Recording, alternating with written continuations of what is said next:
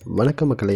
சைவ சமயம் வலுக்குன்றியிருந்த காலத்தில் சிதம்பரம் நடராஜர் சிலையை மறைச்சு வைக்கப்பட்ட இடத்துல இருந்து சுயம்புவா உருவாகிய சிவன் கோயிலை பற்றி நம்ம பார்ப்போம். இந்த கோயில் தென்காசி மாவட்டம் செங்கோட்டைக்கு அருகில் இருக்கக்கூடிய புளியரைங்கிற ஊரில் உள்ள தட்சிணாமூர்த்தி திருக்கோயில் தான். இந்த ஊருக்கு சிறிய சிருங்கேரி இன்னும் தென்புலிகை இன்னும் வேறு சில பேர்களும் இருக்குன்னு சொல்கிறாங்க. இந்த ஸ்தலம் தென்பொதிகை மலைச்சாரலில் உள்ள வேணுவனம் என்ற பெயர் பெற்ற தொன்மை சிறப்பு வாய்ந்த ஆலயமாகும்.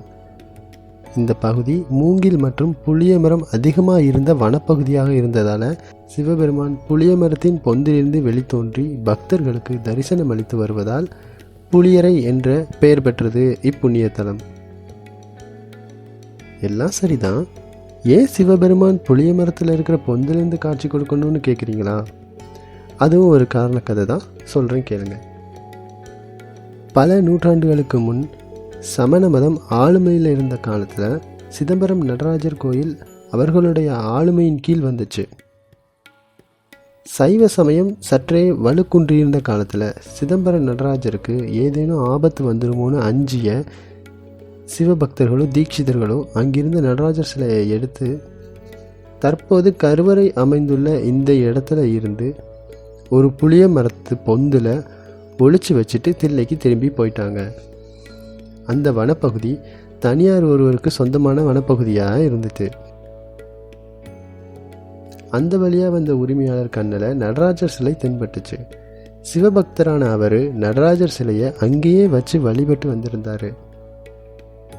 பல வருடங்களுக்கு பிறகு சைவ சமயம் தலை தோங்கியதுக்கு பிறகு நடராஜர் சிலையை எடுத்துக்கிட்டு சிவபக்தர்களும் தீட்சிதர்களும் தில்லையம்பதிக்கு கொண்டு போயிட்டாங்க. ஈசனை வழிபட வந்த உரிமையாளர் சிலையை காணாததால் ரொம்ப கஷ்டப்பட்டு வருந்தி இறைவன்கிட்ட வேண்டினார். இதுக்கப்புறம் பூமி திடீர்னு பிளவுபட்டு நடராஜர் சிலை இருந்த இடத்துலையே சுயம்புலிங்கமாக தோன்றினார். தற்போது ஸ்ரீ சதாசிவமூர்த்தி அப்படிங்கிற திருநாமத்தோட மூலவராக வீட்டிருக்கிறார்.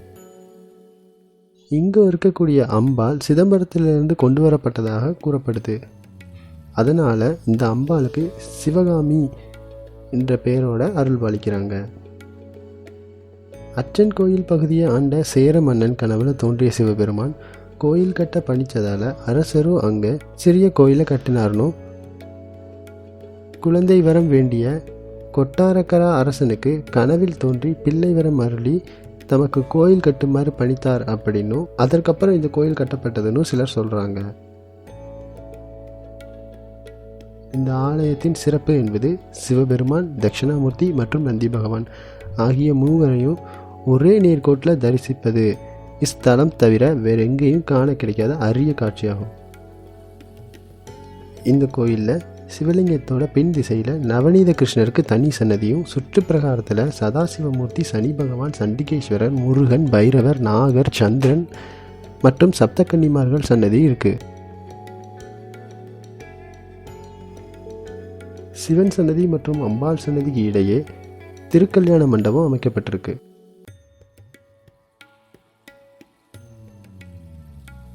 கோயில் திருவிழாவாக தை மாதத்தில் 10 நாட்கள் பிரதான திருவிழாவாகவும், குரு பெயர்ச்சி, சனிப்பெயர்ச்சி, நவராத்திரி, மகா சிவராத்திரி, ஆடிப்பூரம் ஆகிய முக்கிய விழாக்களாகவும் இந்த கோயிலில் சிறப்பாக கொண்டாடப்படுது.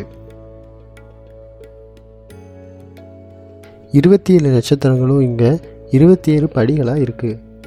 அதனால் நட்சத்திர தோஷம் இருக்கிறவங்க இங்கே இருக்கிற படிகளில் ஏறி போய் சிவபெருமானை வழிபட்டால் தோஷம் நீங்கும்னு சொல்கிறாங்க.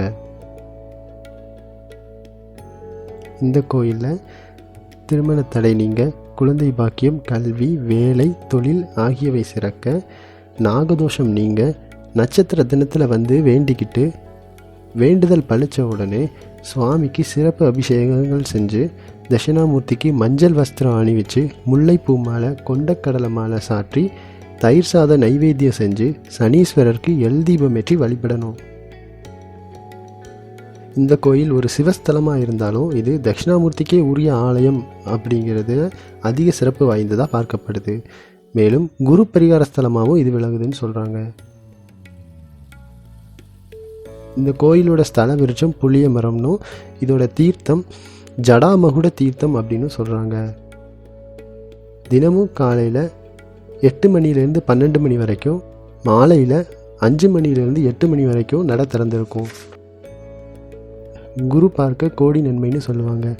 நீங்களும் இந்த குரு பரிகார ஸ்தலத்துக்கு வந்து கோடான கோடி நன்மையும் பெறணும். இது மாதிரியான புது புது தகவலை தேடி தேடி நான் போக போகிறேன். அதுக்கு உங்களுடைய அன்பும் ஆதரவும் வேணும். மறக்காமல் என்னோடய சேனல் பரணிஸ் டைம்லைன்ஸை சப்ஸ்கிரைப் பண்ணிவிடுங்க.